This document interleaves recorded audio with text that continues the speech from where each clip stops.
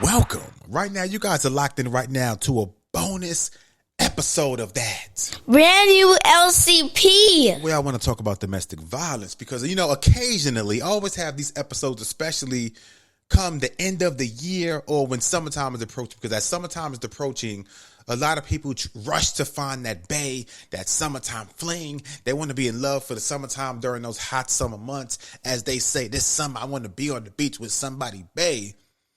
But sometimes you gotta make the right decisions because people can be tricky. People can put up a great persona to where they can mislead you.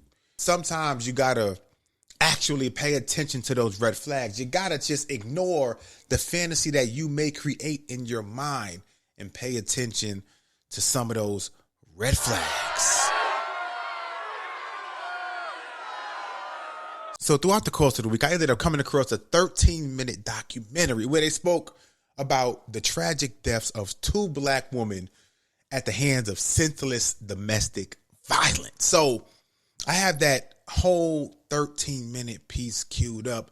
I'm going to play it for you guys straight through, uninterrupted. But also, man, I want to say RIP, man, because one of my followers, I believe it's her sister, was killed recently due to domestic violence. She lost her life, and I believe her name was, let me get her name right. Her name was Daisha Nicole Johnson. She was 34 years old, and she was tragically killed by the father of her children named LaQuincy Pollard. Again, this happened in South Carolina, and I want to say rest in peace, man, because I've lost people in my life that I cared about due to domestic violence. There's people in my life who I've watched go through relationships like that. And again, I don't know the details of any case that's featured on this episode right now. I don't know the ins and outs, what happened behind closed doors, but from my experience, a lot of times, people that I cared about, it was so many red flags, but the person did not want to leave because, as you know, sometimes when you love somebody, you might have this feeling within that this person can change. So before I dive into that full 13-minute documentary uninterrupted, I'm going to play for you guys, again, the story or a quick news clip of, like I said, one of my followers, she lost her sister recently due to domestic violence. And this is some of the details of that. And then I'm going to step aside. We're going to dive into that full documentary.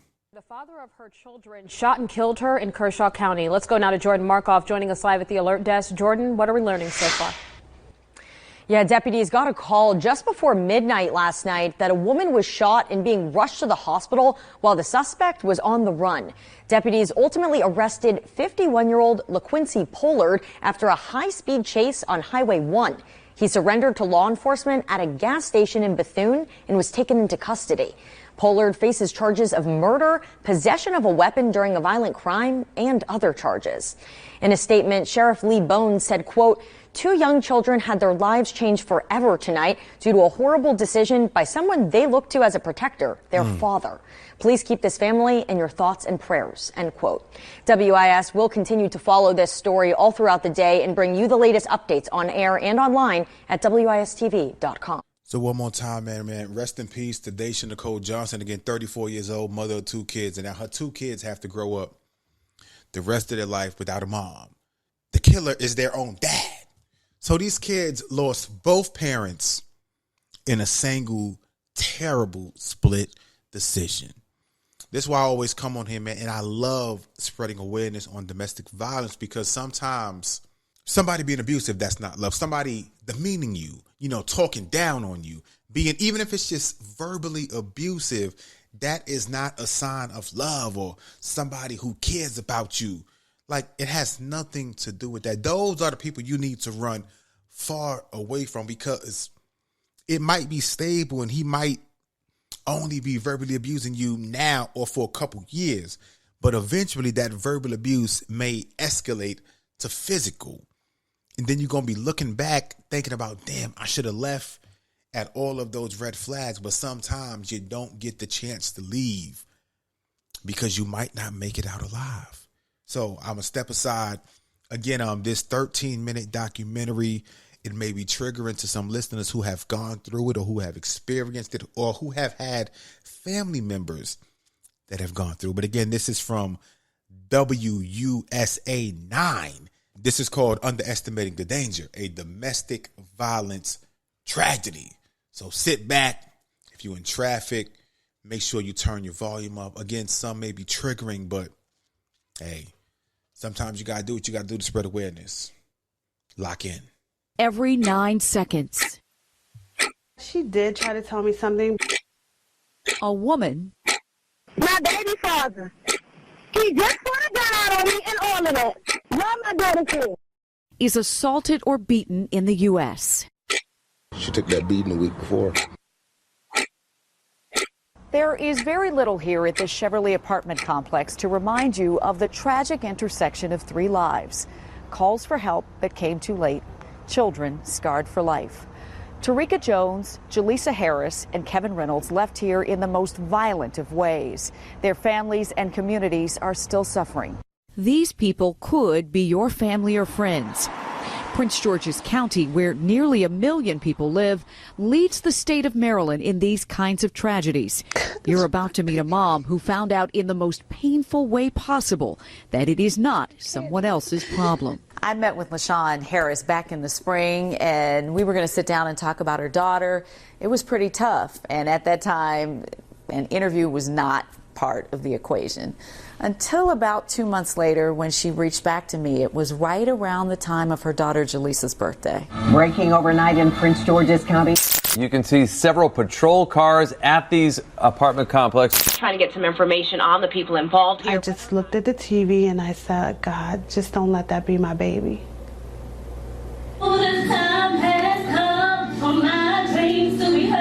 Everyone listened when 22-year-old Jaleesa Walls Harris lifted her voice to sing.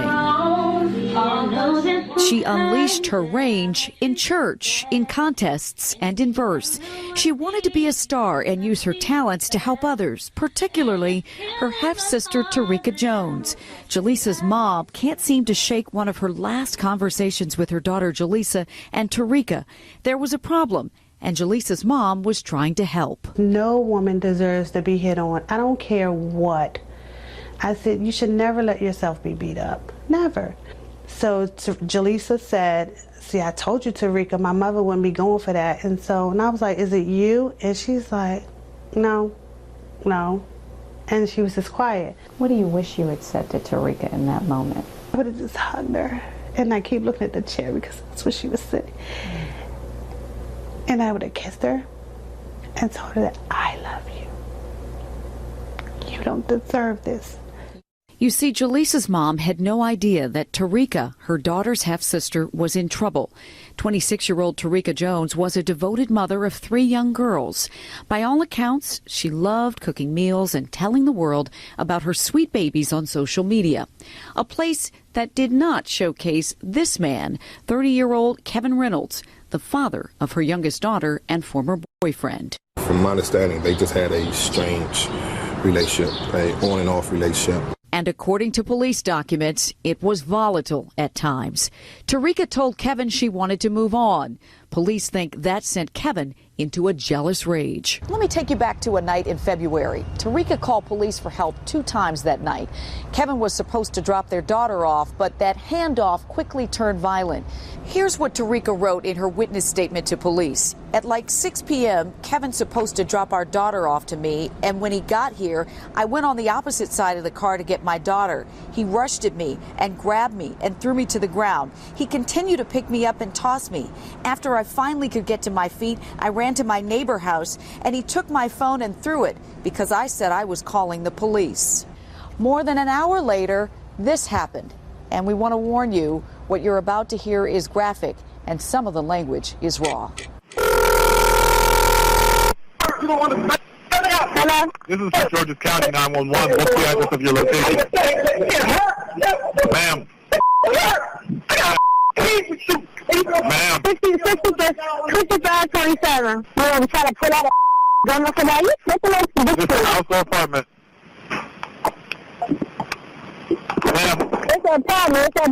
Everything is chaos out here in this parking lot. Tarika is here, Kevin is here, Kevin's mother is here, even the father of Tarika's other 2 daughters is here. And remember that police statement? Well, Tarika speculates this is why things got out of hand. She wrote, He must have thought that I called my other baby father, so he went to a truck and got a gun. As I seen him running towards me, I run towards my car to call the police. His mother came in the car to grab my phone saying, "That's her son. Don't call the police." Gun out on somebody when you kids out here, you know anything, it doesn't matter. It doesn't matter. It doesn't matter because you doesn't matter something you can too. That you Tarika refers to is Kevin's mother. Kevin is arrested and charged with assaulting Tarika, but she's at a crossroads. She has 3 small girls to raise, and the man who helps her do that is in jail. Kevin Rimmel, 2D570698. 3 weeks later, Tarika and Kevin are together again for a bond hearing. You're going to hear the actual audio of the courtroom proceedings. It didn't take long. Listen to how Judge Joseph Wright wrestles with and ultimately makes a decision that would change lives forever. Mr. Reynolds is currently being held in no bond. We're asking that you set a bond, Your Honor, to a $5,000 bond with a 10% option and pretrial release. I have had occasion to speak to Ms. Jones. She indicates that she is not in fear of him and that she, in fact, wants him home. The facts read as a fairly violent episode. And then if I look at his record, destruction, conviction for assault, which is what this case is actually charged as, first-degree assault. Another conviction for assault, a weapons conviction as well. He believes he got off on probation 2 days ago. Ms. Jones disputes some of the allegations in the statement of charges, Your Honor. I believe that a $5,000 bond is appropriate in this matter. I disagree. For all the reasons I've said, for public safety, for the record, for the way the facts read, well, I'll set a bond. It'll be $20,000. So that's it. Kevin is out of jail. And Tarika, a young mother of 3, had no idea what had been set in motion. So that brings us back to Jaleesa. She and her half-sister Tarika would sometimes go weeks or months without seeing each other. But Tarika reached out to Jaleesa after that parking lot incident with Kevin. Jaleesa came downstairs one day, all excited, and said, Mom, guess what? Guess who hit me up on Facebook? And I was like, who? And she said, it was Tarika. She said she misses me. And I miss her too, Mom. I was like, okay. The sisters were supposed to hang out on a Monday night, just 5 days after Kevin got out of jail. Jaleesa's mom was concerned about Tarika's influence on her daughter. And I just said, just be careful. Just be careful. Guard your heart. I just came home and heard gunshots. The ladies there that live in the apartment, they are on the ground. Blood stains all over the place. It was the shots I heard that woke me up. Bam, bam, bam. Just after 10 p.m. on March 7th, police say Kevin knocked on the door of Tarika's Chevrolet apartment. He had a gun. He walked in and fired the shots, hitting Tarika and Jaleesa. They died under a kitchen table on the floor. Then Kevin fled, leaving Tarika's 3 girls, one of them his own daughter, in the next room. It could have been worse. Tarika's grandmother lived there too. She wasn't prepared for what she was getting ready to see. No, not at all. She was coming back, from my understanding, from work, and this is what she came home to. And she was saying, Reed, what have you done to yourself? And Reed was underneath the table, the other girls on the other side of the table, and they're both slumped and like in a knot. The next day, Kevin's body was found 100 miles away in Hanover County, Virginia, slumped in his getaway car, shoes off, with a gunshot to the head. In just a matter of hours, 3 people are dead: Tarika, Kevin, and Jaleesa, who was caught in the middle. I raised my kids to steer clear of that, but that in itself wasn't enough. The Domestic Violence Fatality Review Team in Prince George's County points out all the signs that appear to be on the horizon between Tarika and Kevin. You've got this relationship with escalating tension and violence that Tarika was trying to end, lengthy contact with the justice system, family members who witnessed and knew about the abuse, and that recanted statement from the incident in February. Tarika needed Kevin to help pay the bills. And we do our level best every day to keep people safe. This is what we are here to do. And in a case like this one where we fail to do that, it is our worst nightmare. An unforeseen turn of events because Tarika changed her story. What we knew is what she said. I'm not fearful. I'm okay with him coming home. If this didn't happen the way that the charging document says it happens, and I'm the person to know. This may be a turning point for the way Prince George's County handles these kinds of cases going forward. State's Attorney Angela Alsobrooks admits her office made a mistake. If there are certain convictions, a certain history, it doesn't matter what the victim says. His or her desire is, we have to make an objective decision that doesn't always include the victim. What the state's attorney is saying here is important. She's saying we can't always listen to what the victims are saying because sometimes they don't realize how much danger they're in. She's saying we simply can't afford to do that anymore. It would have saved my daughter's life, who had nothing to do with it. I'm definitely mad, because had he been in jail, my daughter would be here. We weren't allowed to talk to Judge Joseph Wright about what happened in his courtroom.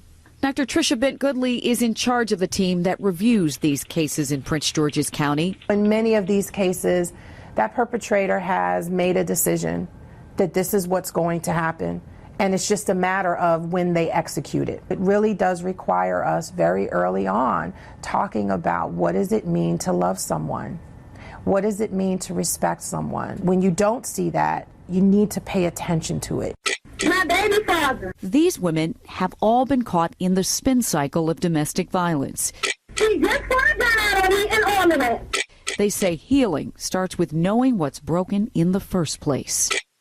And I just came home and heard gunshots and my neighbors are calling too. If I knew how to love, if I knew how to give love, I could have recognized what I was lacking in the relationship. I just wish that more people will speak up. I thought he just adored me, where it was actually an obsession with me. Don't put yourself in that situation, because not only will it affect you and that person, families get destroyed behind this. Look at us. I know that piece was tough to listen to, but as you can see, it's not just one person's life that got destroyed, because you had a woman killed by her partner. You had another woman killed because she was at the house at the time the guy showed up and wanted to kill his girl, his ex, or whatever she was. And then you have the kids who are now without a mom and a dad because the dad ended up killing himself in the midst of all that because he didn't want to be caught. Now you got the family suffering. You got both sides of the family suffering. You got her side, you got his side. Like, it's a lot to deal with. That's why I say, man, and we seen the judge, who was a black man. The judge said out his own mouth, you guys heard the audio. He said, due to his history, I do not think you'll be safe. But she ended up recanting most, if not all, of her story because, you know, she lived at the house and she needed him out because he paid some of the bills. And I'll end with this. If that's something you think about, that is 100%, that is a valid point. But bills can be late. You can come up with a payment arrangement. Or even if you lose your apartment due to not having that person there to help you, at least you still have your life. Even if the bill goes into collection, it's okay. You can get that off your credit. Pay it off. Wait the 7 years. Do something. But one thing you cannot get back is your life. So I hope you guys enjoyed this episode. Hope you guys listen. So like I said, it's nothing wrong with wanting to find a boo for the summer. Or even if you're thinking about taking back your ex, your husband, your whoever. Like, don't ignore red flags, because sometimes you ignore red flags and you might not have a second chance to do it over. Y'all know what time it is. This is that. Brand new LCP.